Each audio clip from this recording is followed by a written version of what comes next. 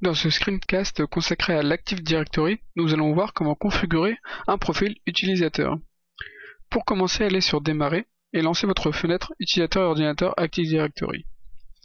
Ici, vous n'avez plus qu'à retrouver donc l'utilisateur concerné, donc dans notre cas formateur d'Awan, et sur lequel nous allons faire un clic droit pour aller dans les propriétés. Ici, vous pouvez voir un bon nombre d'onglets qui vous permettront de configurer pas mal de choses. Donc ici, nous avons les onglets Général, Adresse, Organisation et Téléphone qui sont plutôt des onglets à titre informationnel. Ici, ce qui va nous intéresser le plus, c'est l'onglet Compte et l'onglet Profil qui vont nous permettre de régler pas mal de choses.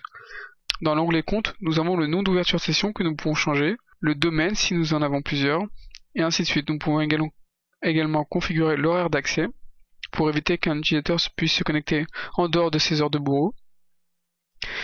Vous pouvez également choisir sur quelle machine il peut se connecter, et pas mal de petites choses, notamment déverrouiller le compte, la stratégie de mot de passe, par exemple ici, on a par défaut coché le mot de passe n'inspire jamais, et ainsi de suite. Vous avez beaucoup d'informations.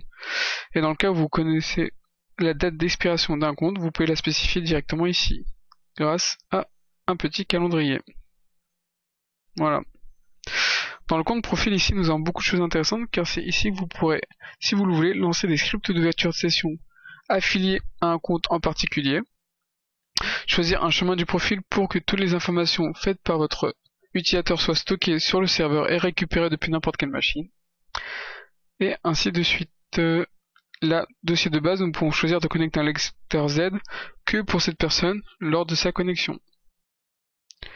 Ici, nous avons d'autres petites choses concernant notamment les bureaux à distance, les bureaux de virtuel personnel, ainsi que la session, au cas où en fait vous voulez mettre plusieurs limites lors de la connexion d'une session d'un utilisateur, lors de l'utilisation des bureaux à distance.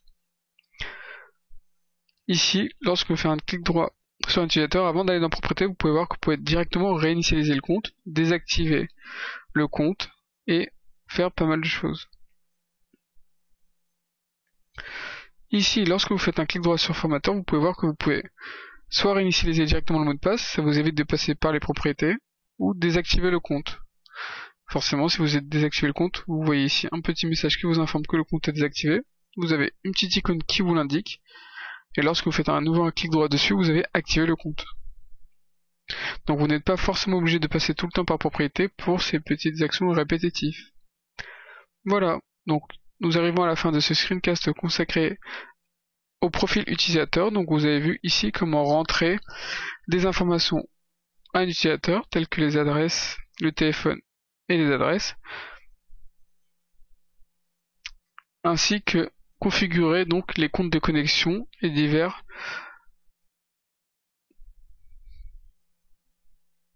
ainsi que regarder de quelle manière